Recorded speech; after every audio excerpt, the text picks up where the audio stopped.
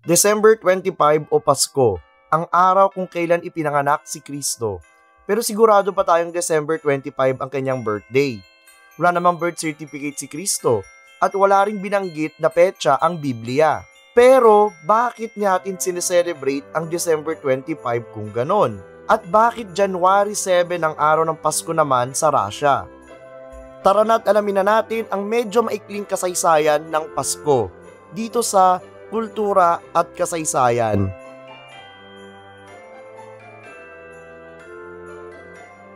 Disclaimer, pawang kasaysayan lamang ang topic at hindi para siraan ng mga relihiyon, kaya no fighting sa comment section natin.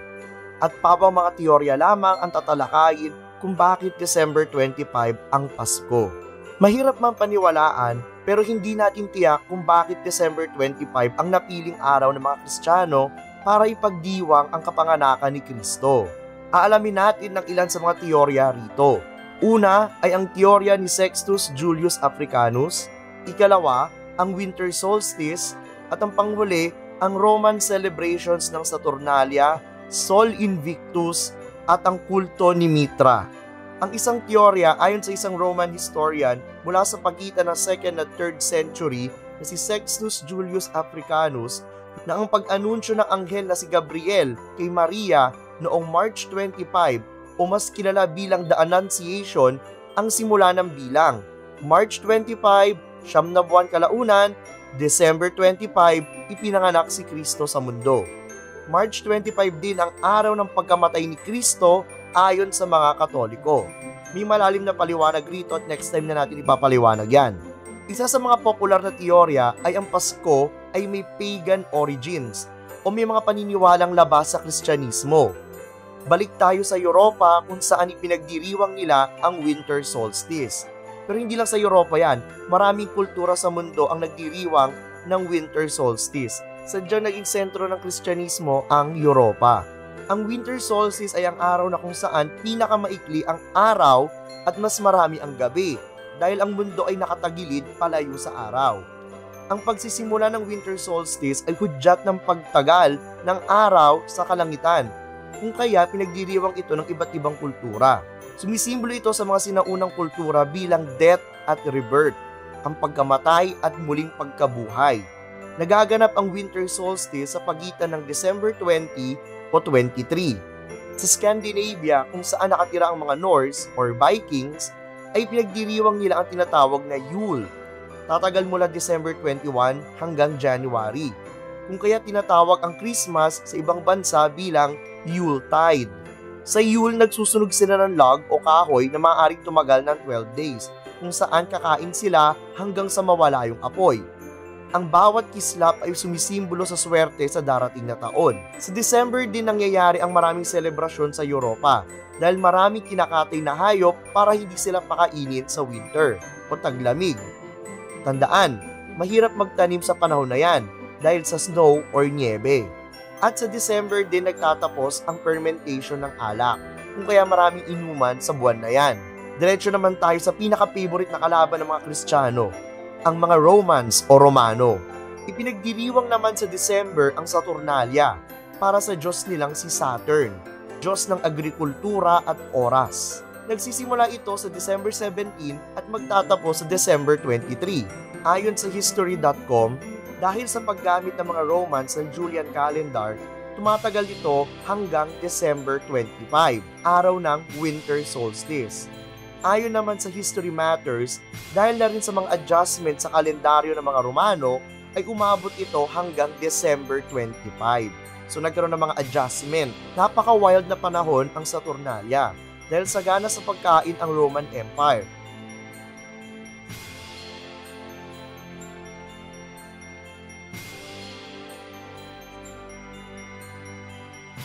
At ang pagsasara din ng mga business, paaralan at korte para sumama ang mga tao sa piyesta.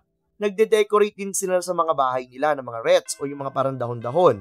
At nagsusuot din sila ng mga makukulay na damit na tinatawag nilang synthesis. Bukod sa pananamit na makukulay, maraming aktibidad din ang nagaganap sa Saturnalia. Una dito ang pagsusugal, kainan, kantahan, at syempre ang hindi mawawala ang pagbibigay ng regalo. Parang mga Christmas party yan sa Roma noon. Ang Saturnalia nga ang pinakamasayang pagdiriwang sa buong Roma dati. At ayon kay Catullus, ito raw ay ang the best of times. Kung mapapansin natin, malaki ang impluwensya ng Saturnalia sa Kapaskuhan. Pero hindi pa rin ito ang pinakasagot kung bakit December 25 ang napiling araw para sa Pasko. Isa pa sa mga pinagdiriwang ng mga Romano ay ang rebirth o muling pagkabuhay ng unconquerable sun o Sol Invictus sa December 25. Tandaan, ito ay pagtatapos lang ng Saturnalia. Ang December 25 ang pinakasagradong araw para sa ilang Romano dahil ito ang araw ng kapanganakan ni Mitra. Si Mitra ang Diyos ng liwanag at katapatan. Popular si Mitra sa Roman army, ngunit hindi pa natin buong naiintindihan pa ito dahil si Mitra ay nagmula sa Persia at sinamba lamang ng mga piling Romano. Ayon naman sa Sydney University sa Australia, dahil naman sa popularidad ni Mitra, naisip ng mga sinaunang Kristiyano na itapat ang araw ng kapanganakan ni Kristo sa araw ng kapanganakan niya. Di ba nga, you can't spell Christmas without Mitra. Formal ay pinagdiwang ng simbahan ng Pasko noong taong 336 sa panahon ni Emperor Constantine, ang emperor ng Roma na Kristiyano. Sa Eastern Roman Empire, pinabura naman nila ang January 6, na kalaunan naging December 25 matapos ang kalahating siglo. Noong taong 350, idineklara ni Pope Julius I ang December 25 bilang araw ng Pasko at araw ng kapanganakan ni Kristo. At taong 529, naging civic holiday ito sa pamumuno ni Emperor Justinian. Walang binanggit na petsa ang Biblia kung kailan pinanganak talaga si Kristo. Bakit naman nila pinili ang December 25?